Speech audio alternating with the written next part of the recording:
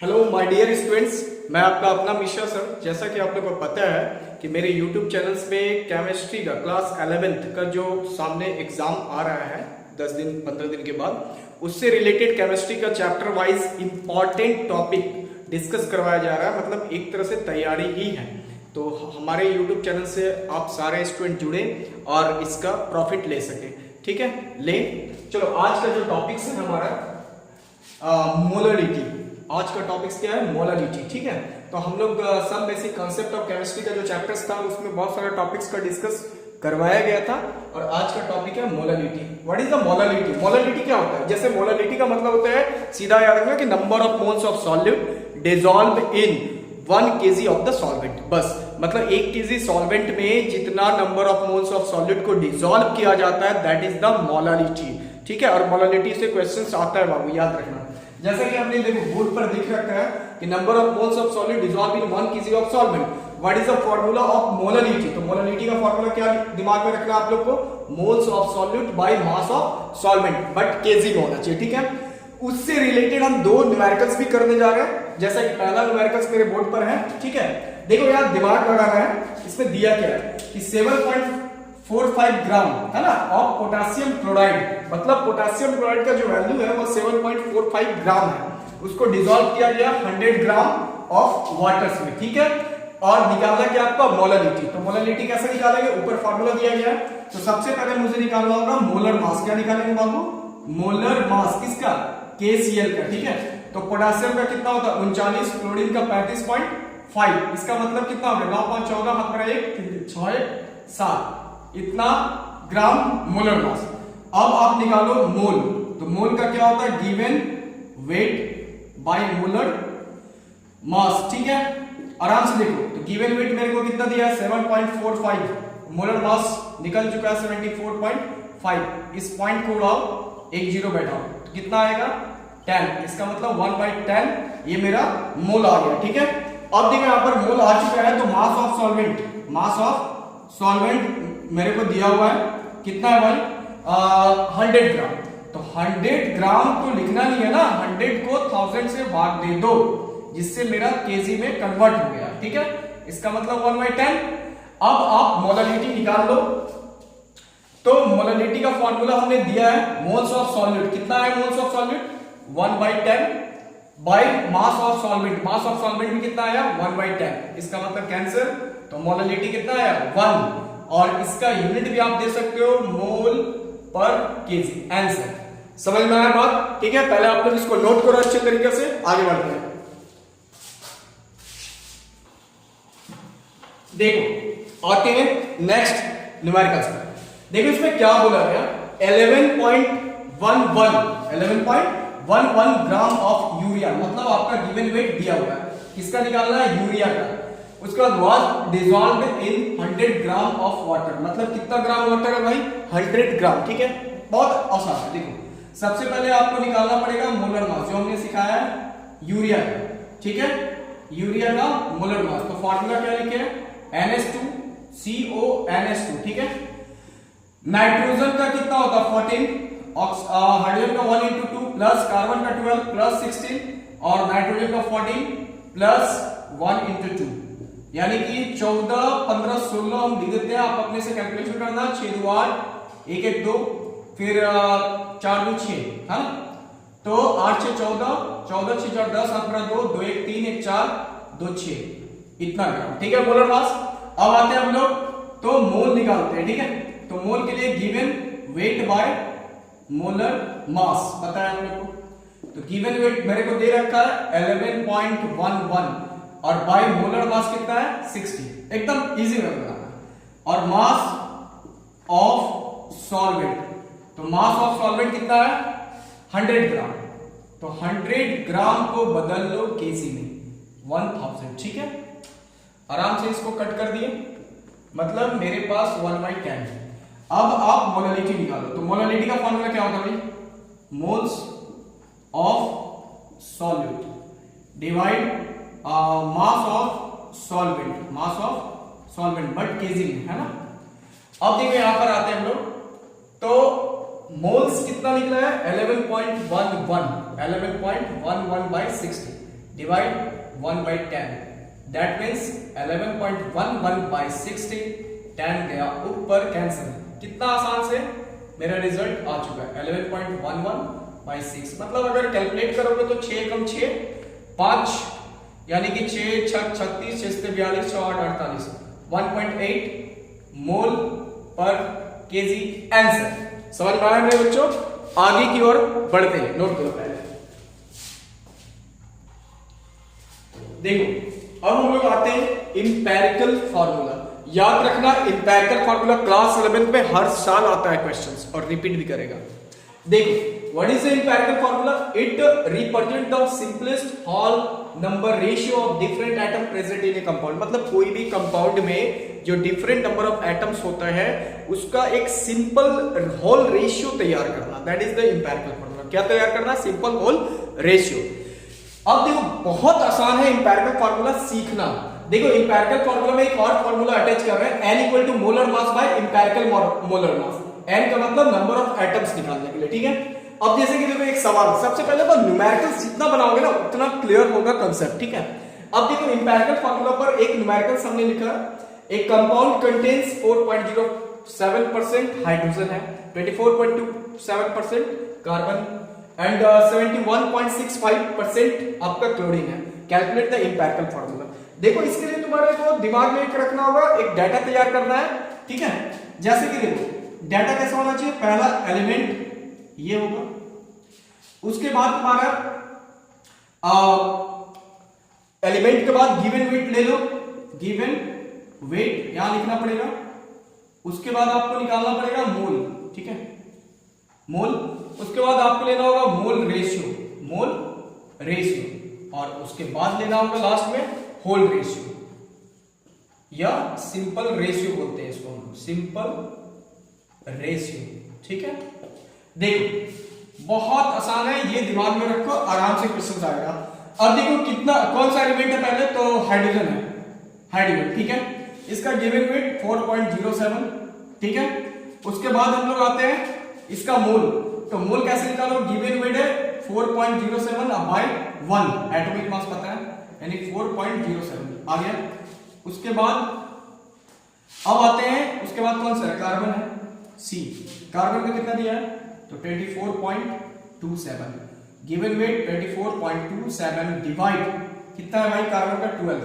इसका मतलब अगर डिवाइड करोगे 12 दूनी 24 है ना, 0 12 दूनी 24 इतना आएगा, ठीक है। उसके बाद आ जाओ क्लोरीन, Cl। तो क्लोरीन का कितना है? 71.67, ठीक है। तो गिवन वेट 71.67 आराम से निकालूंगा, इसका 35.5। तो भैया इसको कैलकुलेट कर देना, ठीक है, और आराम से आपका आ जाएगा। इसको कैलकुलेट 35 क्योंकि 70 होता है ना, तो मान के चलो 2 पॉइंट, यहां पर थोड़ा सा बढ़ा देते हैं, 2.01 करना, कैलकुलेट पता चल जाएगा, ठीक है। अब तीनों का हमने मोल निकाल लिया। अब मोल निकालने के बाद आपको क्या निकालना? Mole ratio. मोल रेशियो का एक ट्रिक होता है, जो सबसे छोटा मोल आया ना उससे डिवाइड कर दो। मतलब आपके नजर में कौन सा छोटा है? तो 4.07 डिवाइड कौन सा छोटा है? 2.01, यानी 2.01। इसको कैलकुलेट करोगे तो लगभग आपका वैल्यू 2.2 आ जाएगा। उसके बाद 2.02 डिवाइड 2.01, ये तो कैलकुलेट करोगे तो 1 ही आएगा, आंसर 1 पॉइंट समथिंग आएगा तो 1 आएगा। उसके बाद 2.01 को डिवाइड करोगे 2.01, तो ये तो पता है 1। अब आपके पास होल रेशियो का मतलब जो पॉइंट के बाद देखना है कि अगर 5 हो या 5 से ज्यादा होगा ना, तो इसका मतलब एक ऐड कर देना। जैसे 2.2 है तो इसको हम लोग डायरेक्ट 2 लिखेंगे, इसका 1 1। अब देखो यहां पर थोड़ा सा ऊपर रफ करना चाह रहे हैं हल्का, ये हल्का रफ करेंगे, आंसर आ गया है। देखो आंसर आराम से आ चुका है, घबराने वाली बात नहीं है, सीधा लिख दो कितना वैल्यू आया। जैसे हाइड्रोजन का कितना आया? हाइड्रोजन का आया 2, उसके बाद कार्बन का कितना आया 1, उसके बाद क्लोरीन का कितना आया 1। अब इसको कैलकुलेट कर ऐसे ही बना के लिख दो ना, CH2Cl। ये मेरा इंपेरिकल फॉर्मूला का आंसर समझ में आ गया होगा, CH2Cl that is the answer, ठीक है। बढ़ते हैं और सवाल की ओर।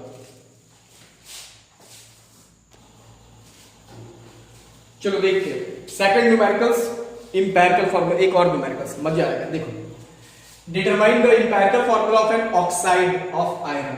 थोड़ा सा ट्विस्ट है, एनसीईआरटी का क्वेश्चन है, ठीक है। Oxide of an iron which has इतना परसेंट आयरन, इतना परसेंट डाइऑक्साइड, ठीक है।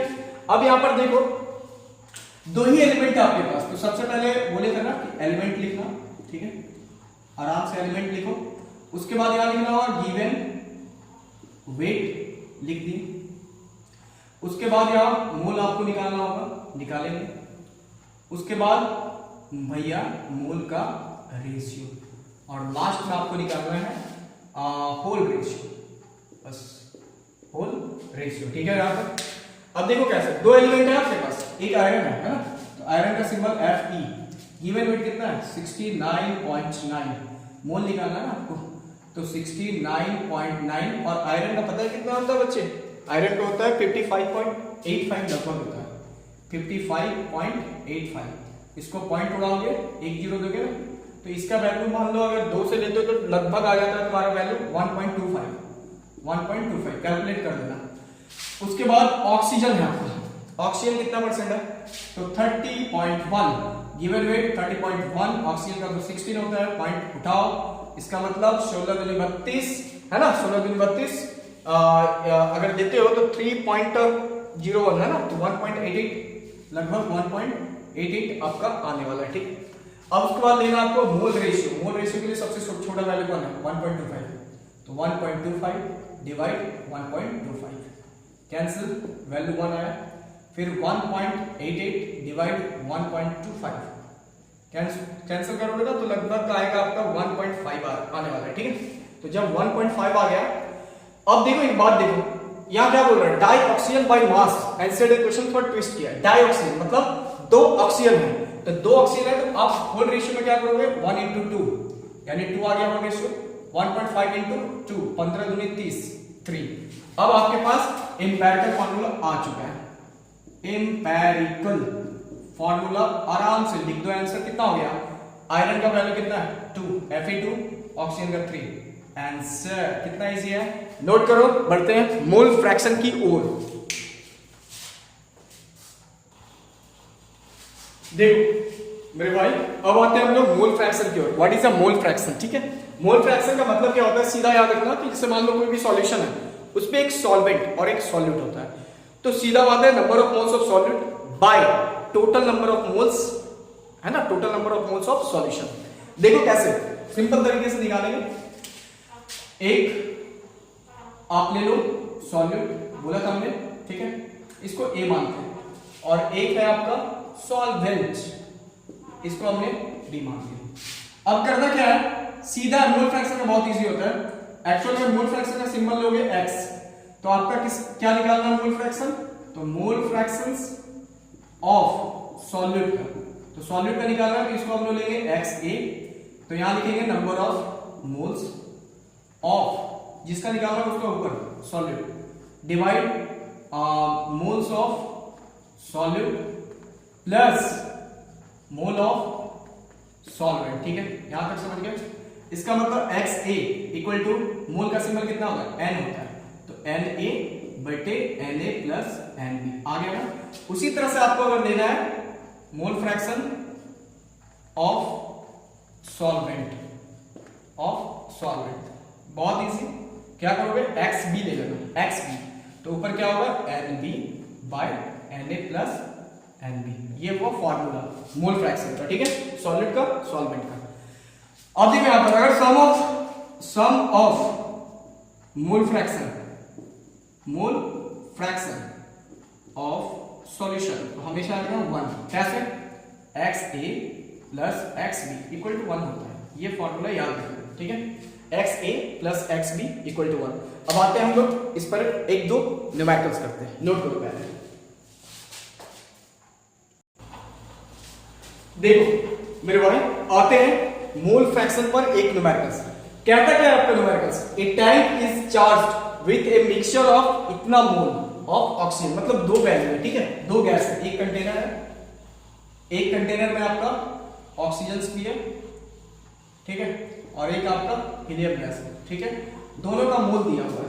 मान के चलते हैं हम लोग क्या क्या दिया हुआ है, मोल ऑफ ऑक्सीजन, ठीक है, ये दिया है 1.0 10 to the power 3 simple mole of helium gas का। शॉर्ट में बना रहा है 4.5 इंटू 10 टू द पावर 3 मोल। ठीक है, आप फॉर्मूला लिखो ना, आराम से लिखो मोल फ्रैक्शंस किसका, ऑक्सीजन का।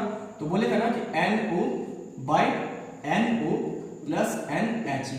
ठीक है, जिसका मोल फ्रैक्शन निकाल दो उसको ऊपर देखो मोल। अब देखो NO का वैल्यू कितना है, तो 1.0 10 to the power 3 divide 1.0 10 to the power 3 plus 4.5 into 10 to the power 3। अब इसको कैलकुलेट करते हैं तो 1.0 10 टू द पावर 3, ये दोनों में से 10 टू द पावर 3 कॉमन आएगा तो आपका 1.0 प्लस 4.5, यानी कि ये कैंसिल तो ऊपर में 1 बच रहा है और मतलब 5.5 लगभग आने वाला है। ठीक है, तो 5 दूनी 10, 5 एकम 5, इसका मतलब 2/11 आ गया। अब मोल फ्रैक्शन प्रत्येक गैस का बोल रहा है, तो ऑक्सीजन का तो निकल गया, हीलियम का ले लेंगे तो HHE है ना, तो NHE bye NHE plus NO। तो HE का हीलियम का कितना है मोल, 4.5 गुना 10 टू द पावर 3। तो मेरे पास दोनों को ऐड करके कितना आया था, तो डायरेक्टली लिखते हैं ना कि 4.5 गुना 10 to the power 3 plus 1.0 Guna 10 to the power 3, मतलब 10 टू द पावर 3 तो कटेगा, 4.5 गुना 10 टू द पावर 3 कॉमन ले लोगे तो ये आपका आ जाएगा 4.5 प्लस 1.0, मतलब ये वाला मेरा कटा तो आपका बचा 4.5 डिवाइड 5.5। ठीक है, पॉइंट हटाए तो एक काम करते हैं ना, 45 5 11 9/11। देखो बाबू आराम से आ गया 9/11, एक आंसर आया, दूसरा 2/11। ठीक है, पहले इसको नोट करते हैं, आगे एक और न्यूमेरिकल्स देखो। अगला न्यूमेरिकल्स पे आते हैं। ठीक है, मोल फ्रैक्शंस का बेस पर, जैसे कि देखो इसमें क्या लिखा है, determine the mole fraction of CH3OH and H2O। दो कंपोनेंट है, प्रिपेयर डिसॉल्विंग इतना ग्राम ऑफ अल्कोहल्स जो कि मिथेनॉल है, इतना ग्राम ऑफ वाटर। ठीक है, इसमें आपका मोलर मास दिया हुआ है दोनों का। पता क्या करेंगे, सबसे पहले हमको निकालना पड़ेगा, ठीक है, मोल ऑफ CH3OH का। तो गिवन वेट कितना दिया है, 5.5 ग्राम अल्कोहल्स, मतलब CH3 का मोलर मास कितना होगा, कार्बन 12 1 into 3, ऑक्सीजन का 16 प्लस 1। ठीक है, यानी कि 5.5 डिवाइड 12 3 15 16 1 17, तो यानी कि 12 3 15 16 1 17। अपने से करना, समझ जाओगे, कैलकुलेशन तो खुद से करो। 7 5 12 अपना 1 1 1 2 1 3। ठीक है, अगर ज्यादा होगा तो आप इसको नीचे कर सकते हो, 11 है ना, 11 या फिर 5 से ले लो, हाँ 11 5 6 30 5 चौके 20, इसका मतलब 11/64। ठीक है, अब आएंगे मोल ऑफ H2O। तो गिवन वेट कितना है H2O का, 40 ग्राम। मोलर मास कितना होता है, दिया हुआ भी है ना, मोलर मास दिया हुआ है 32। ठीक है, 18 दिया हुआ है। ठीक है, तो 2 20 2 नंबर 18 यानी 20/9। अब आपको निकालना है मोल फ्रैक्शन। ठीक है, आसान हो गया ना। अब मोल फ्रैक्शन मुझे निकालना है किसका, पहले आते हैं CH3OH का। तो भैया हमने बोला था ना, जिसका मोल निकालना मोल फ्रैक्शन उसको ऊपर लिखना, तो यानी कि NCH3OH फॉर्मूला बना लिए, डिवाइड NCH3OH प्लस NH2O। ठीक है, तो मोल्स ऑफ CH3OH का मोल कितना है, 11/64 डिवाइड 11/64 और प्लस H2O का कितना है, 20/9। अब आराम से आप कैलकुलेशन करो, आंसर आ जाएगा आपका। ठीक है, उसके बाद मोल फ्रैक्शंस ये पूरा हम नहीं करेंगे, आप लोग खुद से करके रिजल्ट बताना। मोल फ्रैक्शन ऑफ H2O का, H2O का मोल ऊपर लिखो, कितना हो गया 20/9 डिवाइड हो गया आपका 11/64 प्लस 20/9। इसको एलसीएम लो, जो भी करो आपका मोल फ्रैक्शन आ जाएगा। ठीक है, सबसे पहले तो आज का क्लास में some basic concept of chemistry class 11 का फर्स्ट चैप्टर कंप्लीट हो गया, इंपॉर्टेंट टॉपिक। अब हम लोग मिलेंगे नेक्स्ट वीडियो में नई तरीके से क्लास 11th का सेकंड चैप्टर। ठीक है, और सेकंड वाला चैप्टर जो स्ट्रक्चर ऑफ एटम से बहुत ही इंपॉर्टेंट होगा। ठीक है, आप लोग बने रहे मेरे यूट्यूब चैनल्स में, ज्यादा से ज्यादा बच्चों को शेयर करें। ठीक है, चलो ठीक है, थैंक यू।